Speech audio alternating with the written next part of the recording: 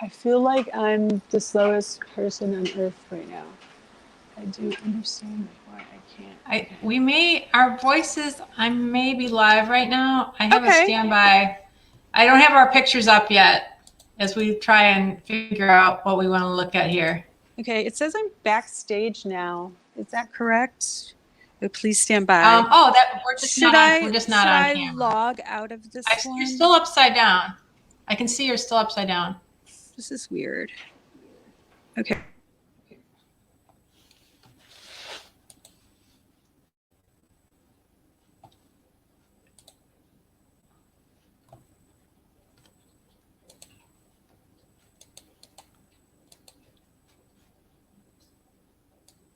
Is it a PowerPoint?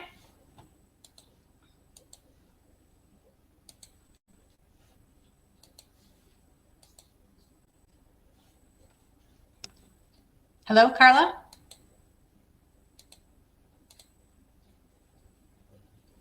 Carla, are you there? Oh, someone's watching. Who are you? Can you hear me? Whoever's watching.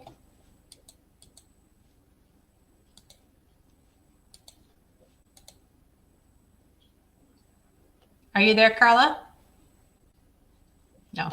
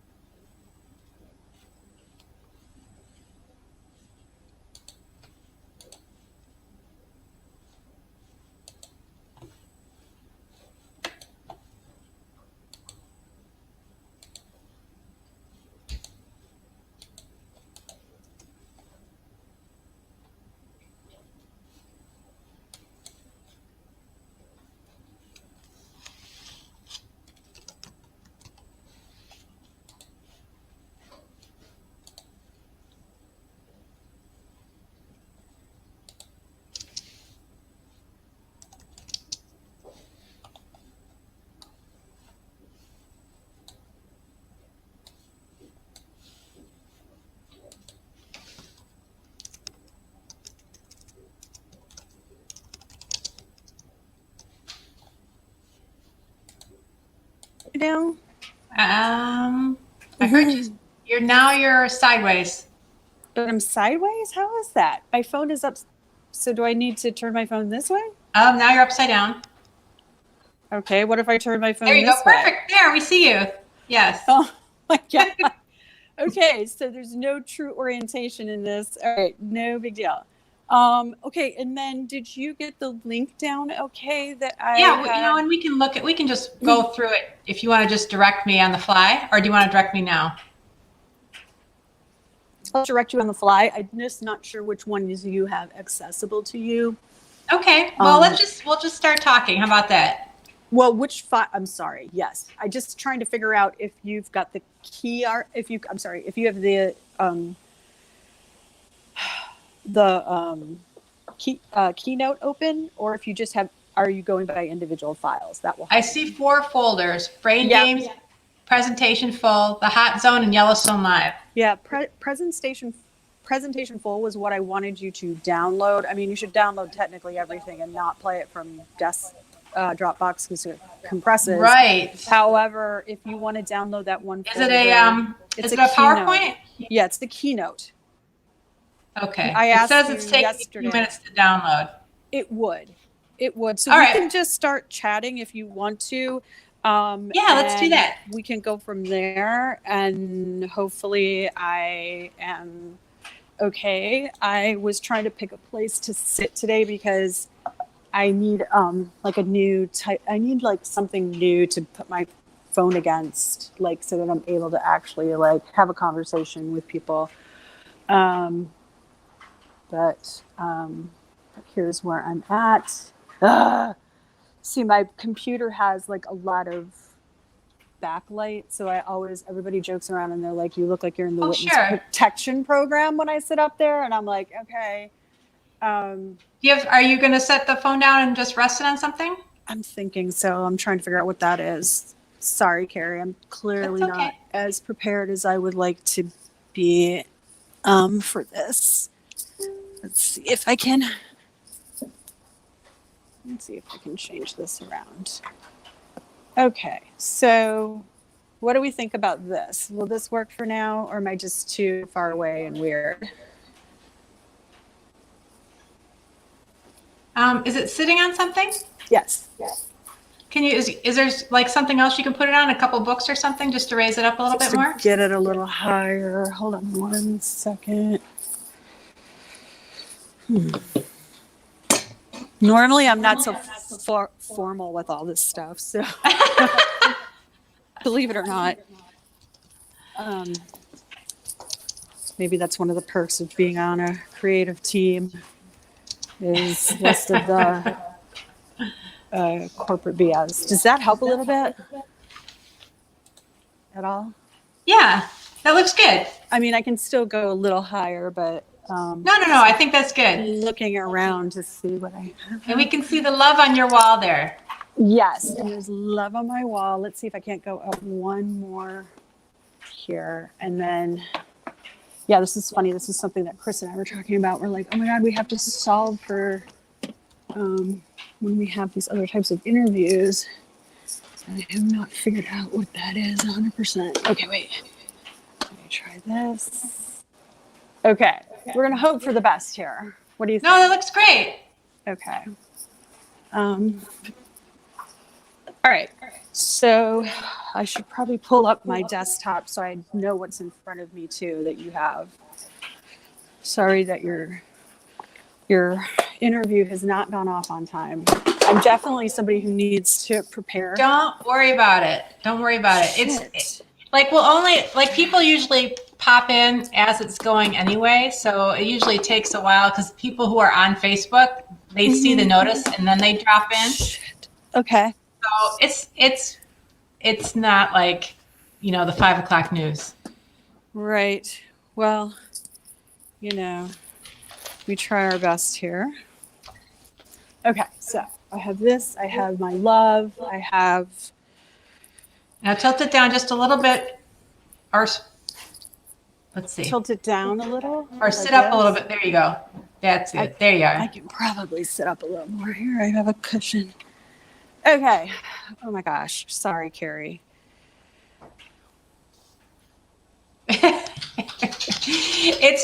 It's weird just doing this in general because I could be in the shower like half an hour ago and then I sit down and I'm doing live television essentially. And we're used to a lot more preparedness, like driving to the studio, getting ready, all this time that it takes. So you would never know that you were rushing around like 5 minutes ago.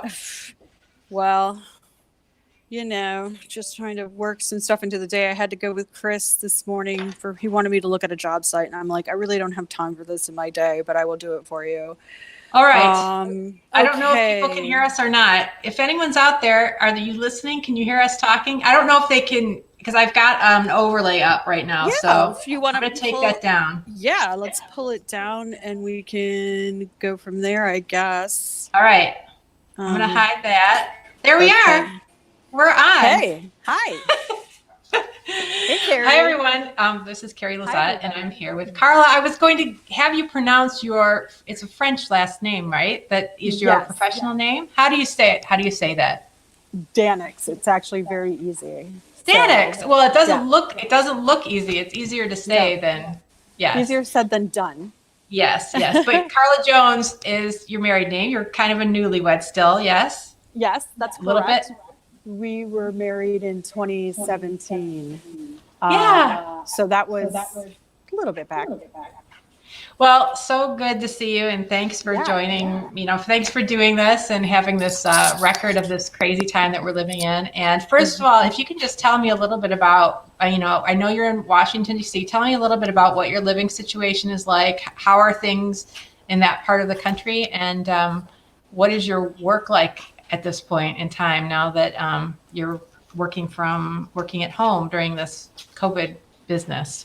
Okay, so where to start? I'm going to ask you to repeat one more time, Carrie. I just got my No, up in front no, of me. just where are you? Where are you living? Who are you living with? Who's sheltering in place with you? Like, what's the food situation like as far as going to the grocery store? What kind of community are you living in? How are things with work right now?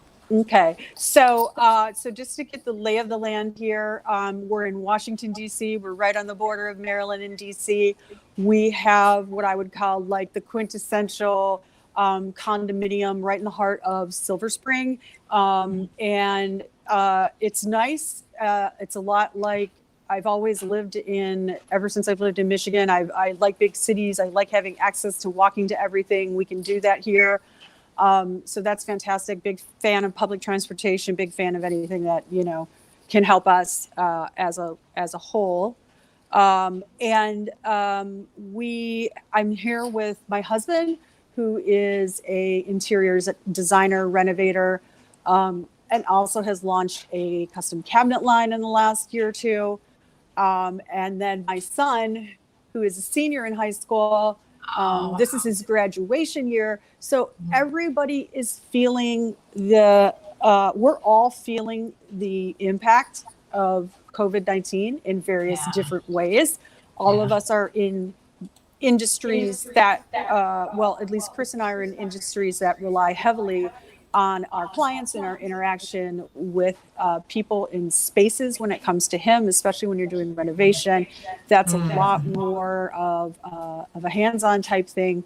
Whereas National Geographic, now being part of Disney, when this happened, it was really quite a big initiative for the entire company to not only go in on a very upper corporate level and make sure that we're in compliance with Disney, but also to make sure that anyone who is on either producing content or promoting content has access to all of our main servers and all of our content and productions in progress, because nobody is on campus. So that was a huge, as we know, data and moving data around. We can move terabytes of data a day in the film industry, just due to rough cuts and other materials. And that's just, the basics right there.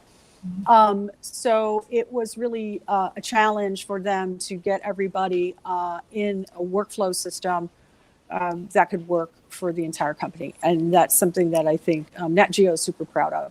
So for me, that means that I do VPN from home every day. I'm working with my team at Nat Geo.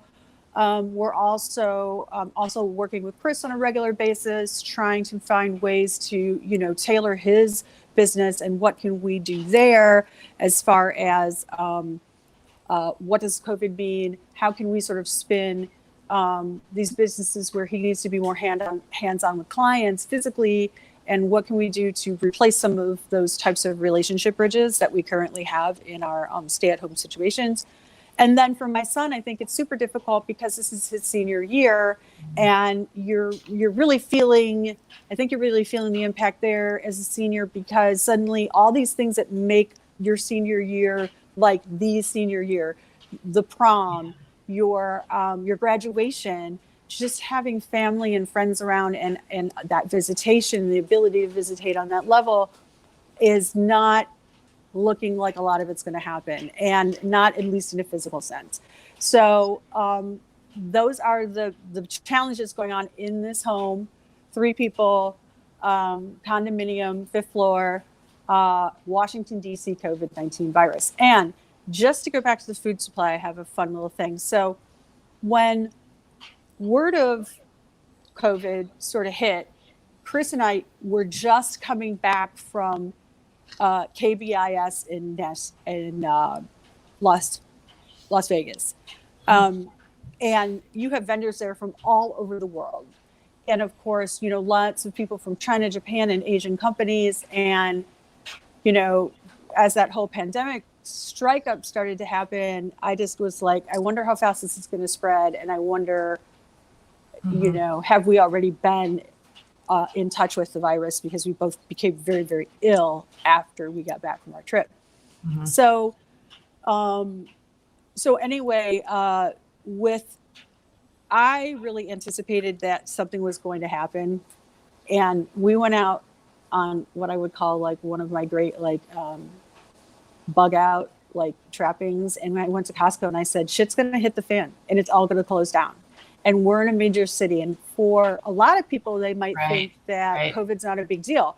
But when you're living hundreds of people, thousands of people on top of each other, and your nearest neighbor isn't 26 miles away, then chances are that we're going to have a much tougher situation here, stricter requirements, people who are willing to follow the requirements, because we're a very blended international society here, and everybody is open to everyone. So that's kind of that. Tell me if I'm talking too much.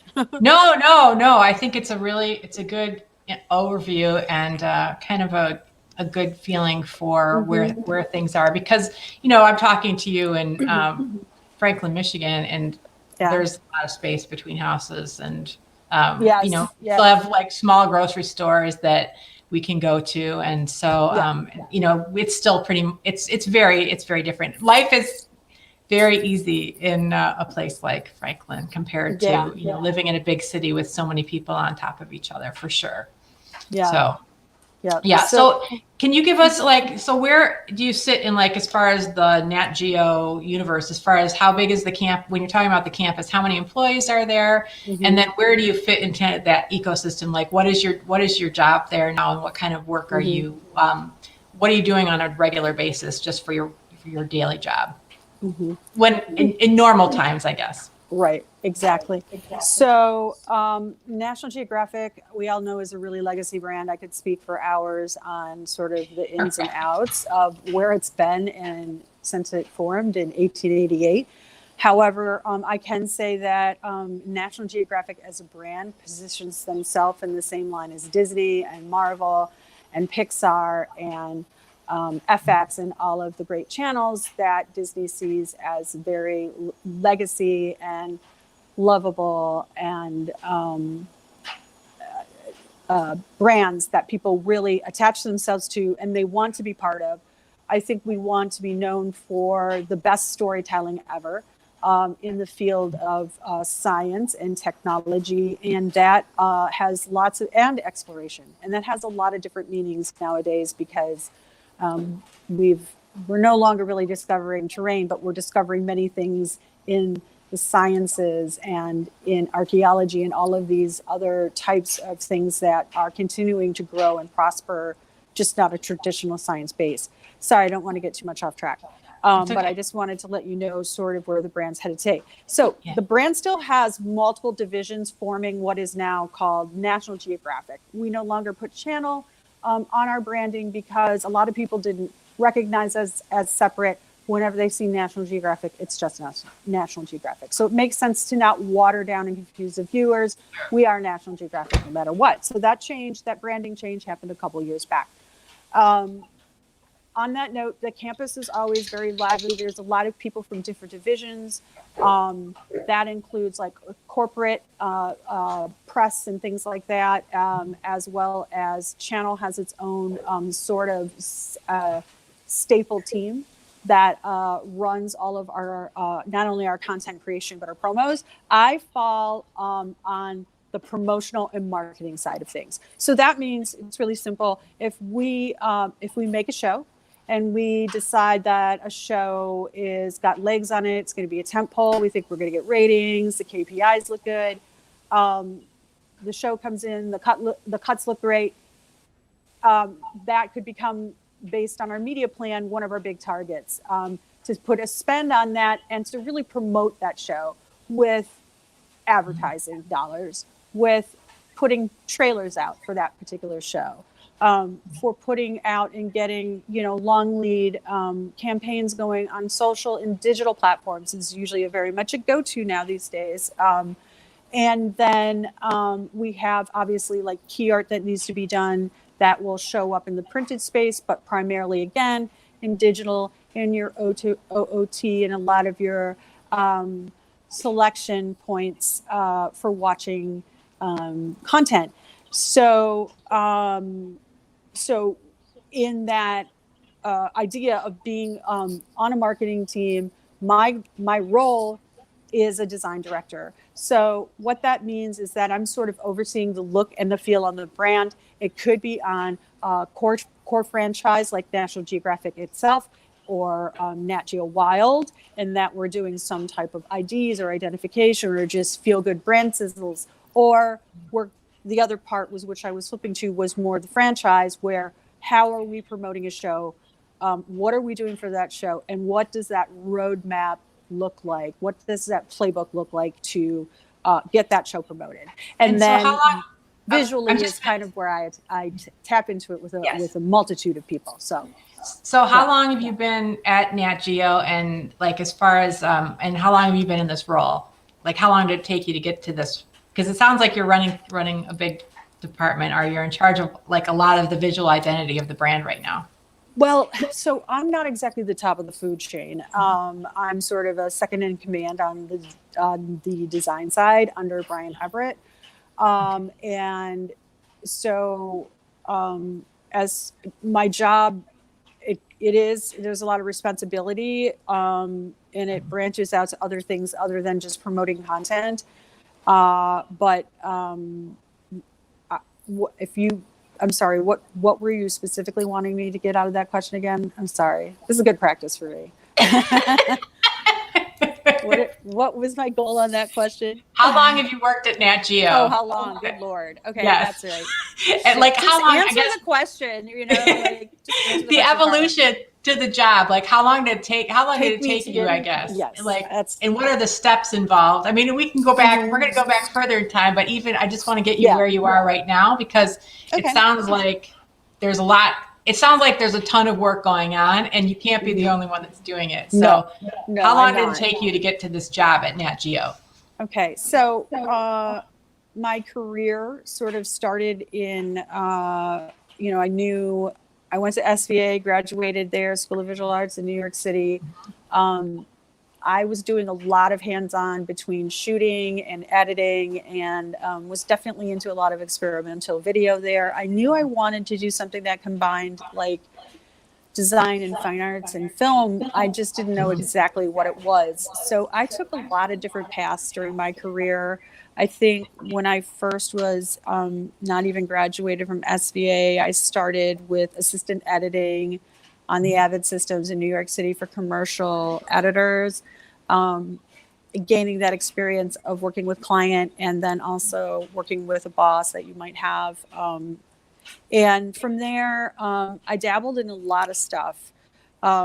There's so much to say that I would just say it's really when you're younger, I really say to take the advantage of while you don't have a lot of tie down, to try different things. If an opportunity comes towards you and there's something in your gut that says, I've got to opt for this opportunity. A perfect one for me was when I had an offer to do graphics for Sundance Channel, or if I wanted to take a permanent job with Manhattan Transfer and sit behind a desk to run their Mac station. And I said, you know what? I don't have anything holding me back. I might as well,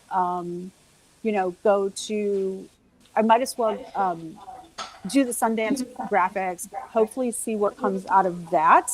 And Carla, I'm going to stop you 1 second. I got to stop. I'm going to interrupt you 1 second, because Rebecca Sekulich, you know who that is? You remember her? Yeah. Can you see what she's saying? She says, "Hey, ladies, nice to see you today. And your mom was the favorite art teacher ever. One of the smartest, talented, and driven people I've ever known." So if your mom is watching, hello, April. And I just want to say, when I was thinking about prepping this today, and then I was thinking about how your mom and dad supported the film that we worked on. And then I was thinking that your mom was an art teacher. Yeah. And I think that the fact that you had that kind of, even like to go further back into your childhood to look at the kind of opportunities, or just the openness to being an artist and to see that there is a path for a creative life. I think that's probably, it started with her. So you really, I don't know if there was other generations back before her, but I think that's a legacy that you've certainly like expanded on in ways that probably she never imagined for you. So I just think that's it was just a really cool thing. And I know that Rebecca has told me about how your mom really advocated for her to go to CCS and set her on that path and everything. So, and I just do want to say, like, you've got to say, I did want to tell a Russ Gibbs story about you really quick, because oh my God. I was just thinking, like, when was the first time that I was like aware of Carla Daeninckx, which is was your name back then? And I think it was, you were working on a ice skating documentary, and you had pulled out. So in our video studio, they had like the big plate glass windows in the office, and you had pulled out all of the furniture so that you could shoot through something, so that you were trying to do like a three-dimensional title sequence or something. And Russ was like giving his, Carla, what's she doing? Only she would be the one opening, like doing something like this. And I was like, so anyway, so we can go over even further back as far as when to experiment and try things out. And I think that's totally right. So after you went from School of Visual Arts, you went to Tennessee. Is that what happened? Where you were the next trip? Well, so I was in New York, and I got an in with MTV Networks and Nickelodeon TV Land Nick at Night. So I was there for 6 years, and I literally started as like a junior designer, swapping out template graphics. And then I just slowly started to prove myself, not only internally within that company, as far as kind of becoming a predator by the end, where I was writing, editing, doing all of the graphics, working on a lot of like Barbie Mattel at that time.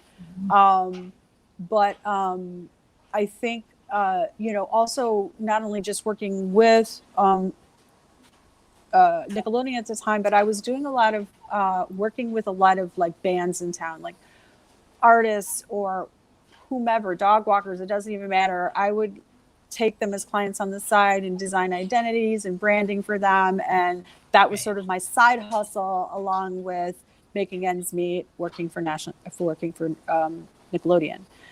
I went from Nickelodeon there. I wasn't like an official position in any kind of director title behind my role, but I took a position with CMT in Nashville, and that was a really big switch.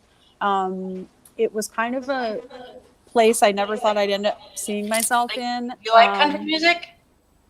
Well, it's funny because when I first moved there, I was indifferent.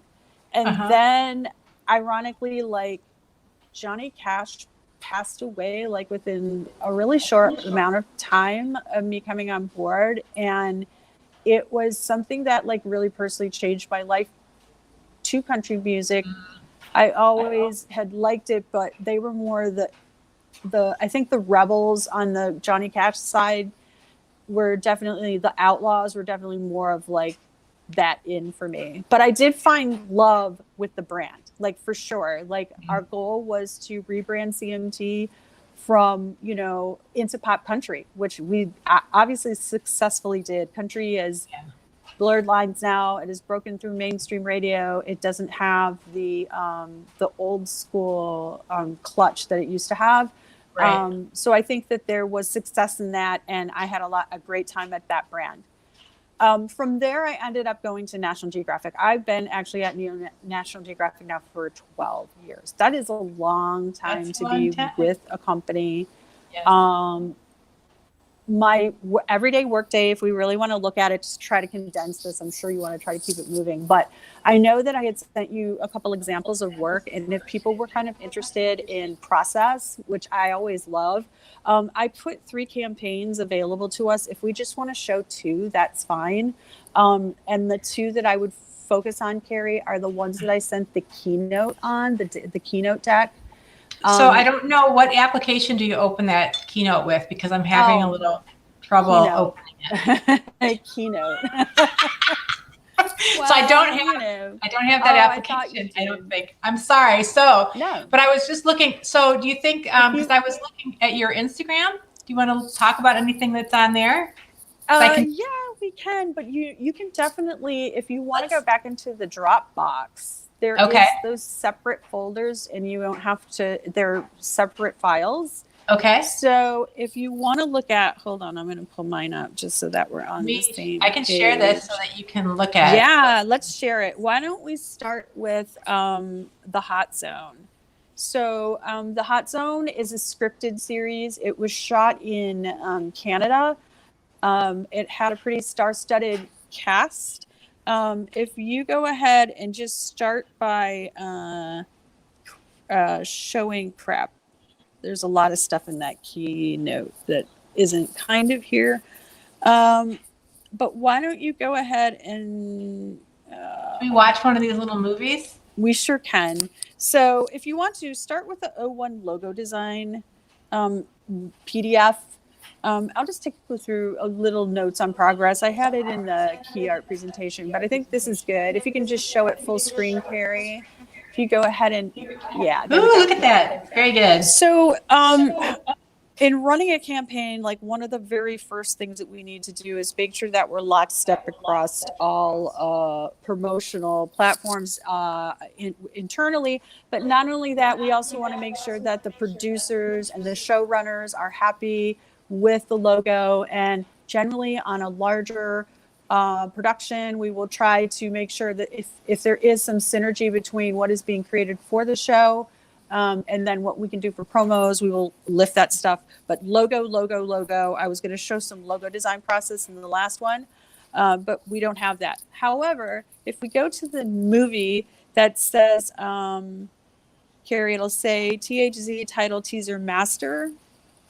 That's going to be, if I look at your board right there, it's going to be the second row down, the last tier right. If you click on that, open that up. Don't know if you have sound.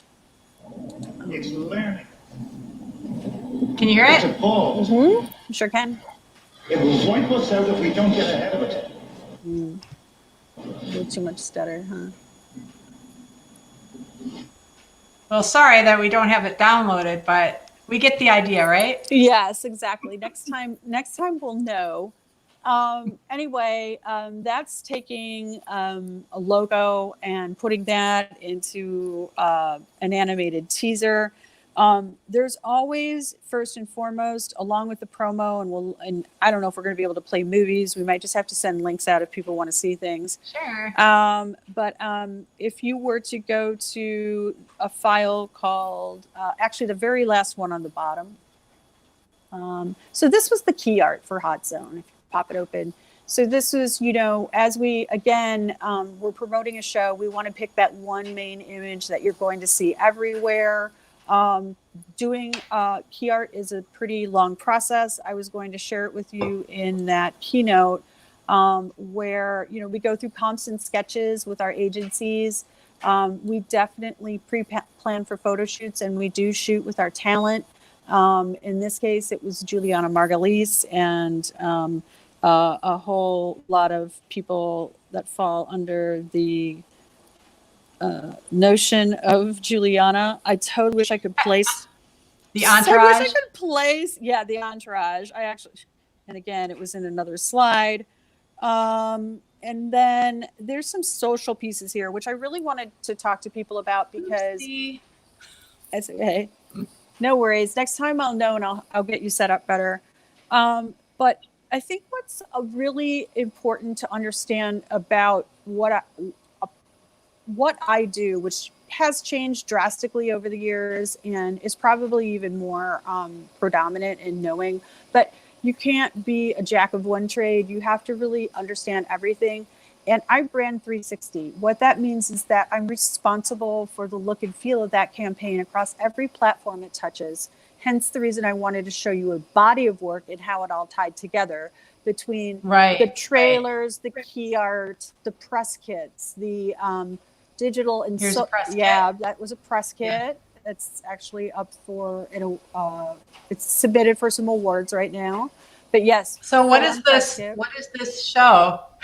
What is the show? The show is perfect for the zeitgeist right now because it Yeah. was based on the book that was written by what's his face? That is awful. I can't remember. Robert Preston. Sorry, and it was it was all about the Ebola breakout that happened in the Pentagon in Virginia in the mid 80s, where there was a monkey that they thought had contracted Ebola, and it was So where can people see based on a this true now? story. Is So- this on so Nat Geo now? I mean, Yeah, like, if- you know, Yeah, in, absolutely. Okay. You can watch this on any OTT platform if you have, or streaming everywhere platform. If you have a account or a streaming service that carries National Geographic, you should be able to see those. So that was sort of what it looks like to tap into just the top level of a campaign for a big scripted series like The Hot Zone.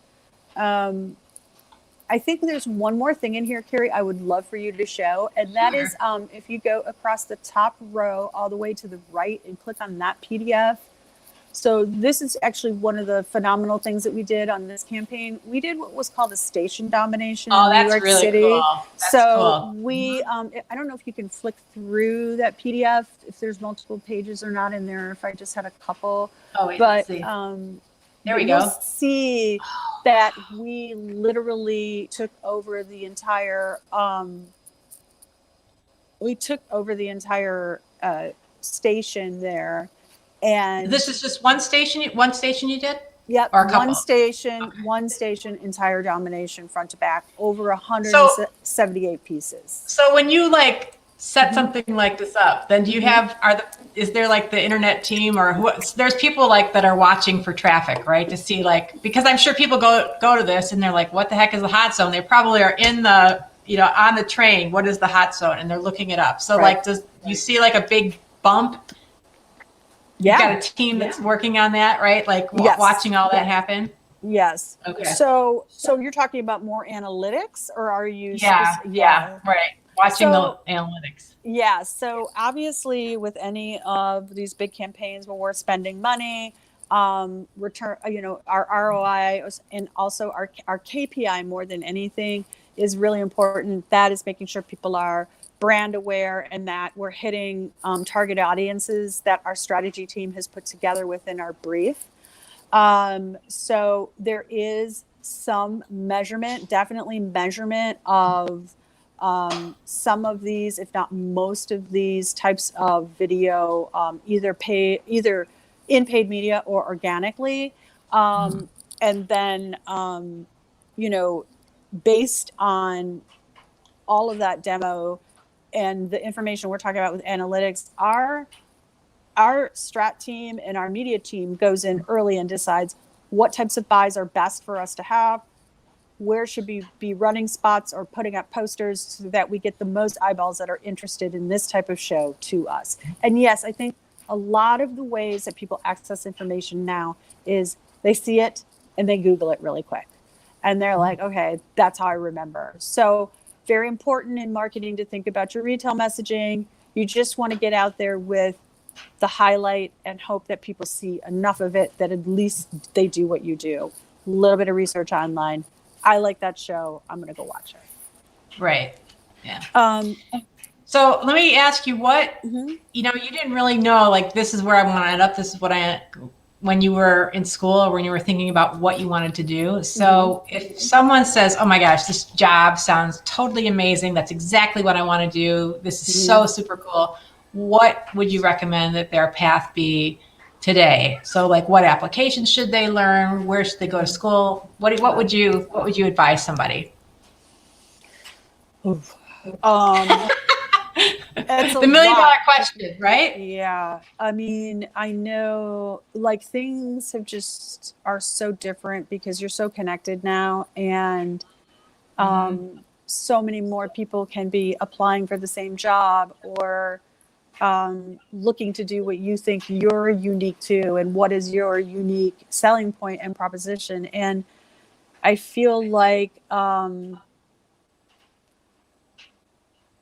I I think you have to find, I think you can, first off, I think you can take those risks and try to figure out, that's what I did. Where exactly was my path? Where did I want it to go? If I didn't like something in particular, I knew, and I escorted off my path. I just knew that I was very into being a creative and working in a way of visualizing and telling stories, and how did I want that to be. So the first thing I would do is I would look at yourself as a brand and decide, who is it? What would I like to be? What am I aiming for in a loose way that has malleability?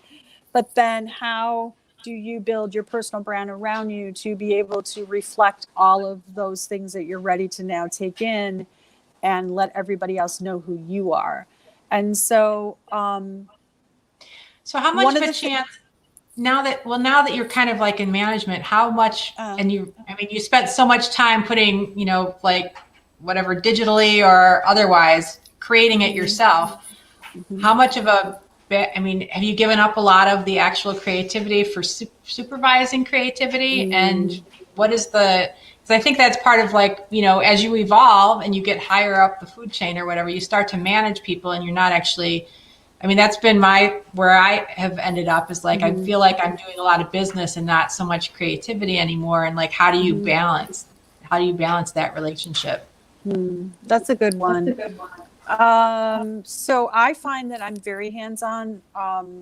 There have been times when I've tried to be more hands-off, but I find that keeping my skill set sharp. When your team is lean and when you have a lot of work, I want to put my hands on the work. That's what I tell people. I'm like, I have many people where I'm like, you haven't really worked with me, but don't be offended when we get to round 3 and I just need to put my hands on it and move things around. Like, I definitely have a really clear vision on what I want when I'm going into my campaigns. And I definitely am very attention to detail. And I'm also thinking about those campaigns from 360 down.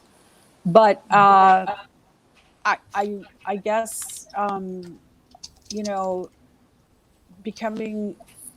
not having the hands-on is, yes, it's not as fun, but I feel like that's something you really have to keep sharp. I think going into a job nowadays, don't expect to be promoted within like the first year and 2 years. And why am I not getting a promotion? I've gone through this a lot with our team. Some of what a lot of people don't realize is that specific businesses are structured yearly financially. They have a certain overhead for people, and with a title usually comes a salary bump. And sometimes when you're going into negotiations, it's not always about the title change.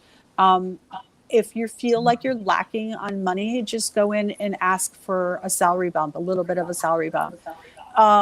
When you start to change positions, especially going to like a director from a senior position, it's not just what's on the tip of the iceberg, it's what is under the iceberg. And so a lot of people see it for face value. Like, I only cost X amount of money to them. No, you don't. You actually cost now X amount in insurance, X amount in this, all the benefits that the company is matching you and making sure that you have.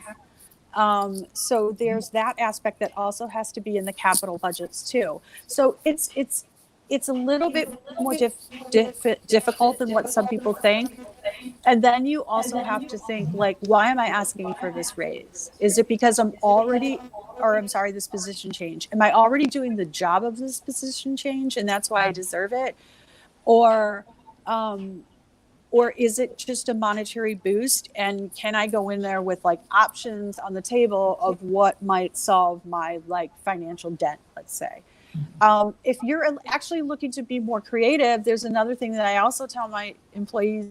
It's like, look, I can't promote you because we have too many chiefs in this office and not enough Indians. We really need people to be working at this level. And if you've outgrown it and we don't have a place for you to go in the company, we're happy to help you find a position that suits what you need. And I make sure that I'm consistently having that dialogue, because I'm not here to as a manager to make anybody's path any more difficult for them. I'm not asking you to work for me for the next 10 years of your life, nor do I expect it. Or do I want you to come in with your 5-year plan? Because who can give a 5-year plan unless to some degree at this point? And I think, realizing that you can't always make those changes. They're not always personally about you. There's a lot of other things that go on in the background. So tell me for yourself, what are you looking forward to as far as, I don't know, I want to say getting back to work normally, but in the next couple of years, like what kind of work are you looking forward to doing yourself? And any specific projects or anything that you want to talk about that's coming up that you're excited about? I mean, it's kind of exciting. Like, I don't want to say it's exciting right now, but there's change. So much change is happening. But I guess what's the next step for Carla? Like, where do you see yourself headed now? Wow. So I will say, like, for me, working from home under the situation has been a little bit more difficult. I think I really thrive on being around your people and that energy people bring in the face-to-face. I think I'm going to look most forward to that when we do get sort of like back into an order.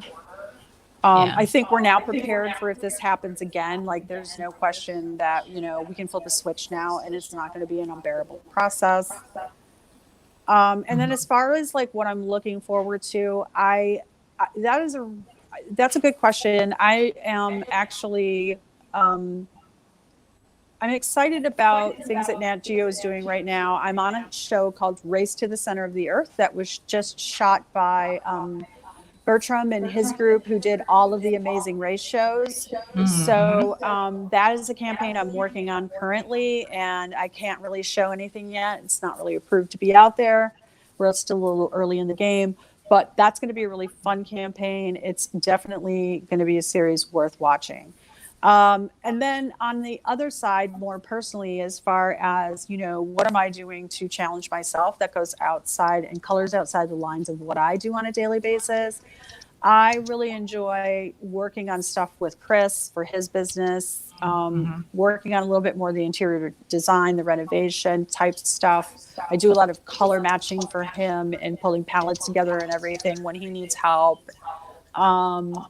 I really like doing that stuff with him. It's a different point of view to use my skill sets. Yeah. Also just developing his businesses, these little side businesses. And then, I think, those are primarily some of the things that's kind of going to be my focus for the future. And my personal little thing I've been doing a lot of during this quarantine is baking and cooking. Like, baking is my jam. Like, I was taught by my grandma, and it was a God-given gift, and I really understand the science of baking. So I've been doing a lot of fun stuff with that too.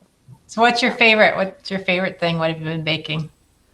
Okay, so I've been experimenting with a lot of cheesecakes and like making the perfect cheesecake, because I think there's a combination of them out there that makes the perfect one, and I'm just sort of experimenting as I go. So that's kind of been a fun one that I've been in and out on. So nice, good. Yeah. Well, cool. Well, Carla, thank you for sharing your experience with us and talking today. It was really good to see you and catch up. And the work, like that whole train station thing, was so cool because we don't see something like that installed here. And wow, really, really impactful. So thanks for sharing that and the other stuff. And hopefully we can maybe do this again sometime when we're not under COVID quarantine, but it was really good catching up. Thanks so much. Yeah, thank you. And I'm glad we got the technical difficulties worked out. And it was nice to have you chat with me here. All right. Take care, Carla. Have a great day. Bye, everybody. Bye. Bye, everyone.